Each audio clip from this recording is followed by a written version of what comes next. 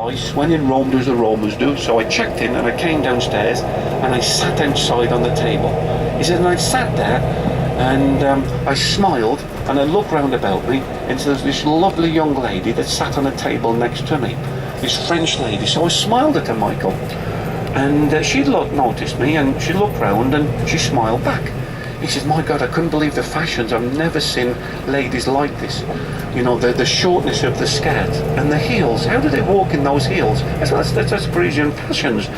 And the perfume, Michael. Oh my God, it just about knocked me over. I'm not used to that coming from the farm. And that makeup on her, you know. Anyway, but I smiled at her and she kept smiling at me. And so what I did, I thought it would be nice, you know, to ask the lady if she wanted a drink. So what I did, I motioned her to come over with a big hand gesture. And she stood up, Michael, and Clip hopped over and sat down beside me. He says, the perfume nearly knocked me over. And he said, what I did then, as I was smiling to her, I took a napkin off the table and with a pen, I drawed a picture of a bottle of wine and 2 glasses and showed it to her. And she looked at it and smiled at me, Michael, with those big eyes. And then, in French, she clicked her fingers and ordered a bottle of champagne and 2 glasses. He said it was expensive. I wasn't expecting that bill like that, but it was absolutely lovely. Now, at this time, I'm beginning to worry a little bit. I said, oh, really, Patrick? It was absolutely lovely. Now, the next thing on a boy's mind after a couple of glasses of wine, what's the next thing on our mind, lads? Food. It's food. We want a dinner, don't we? The boys want something to eat. So he says, Michael, I got the hunger came over me, so what I did, I drew a little picture of a knife and fork and a plate of food.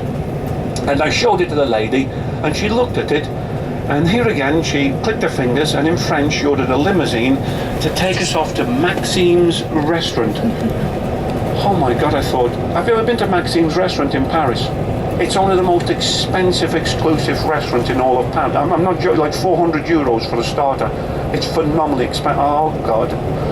Anyway, he said, Michael, I had a lovely, he said it was expensive. He said, but it was absolutely beautiful. He said, a fantastic meal. Now, after the meal, he said, what I wanted to do is go and explore Paris.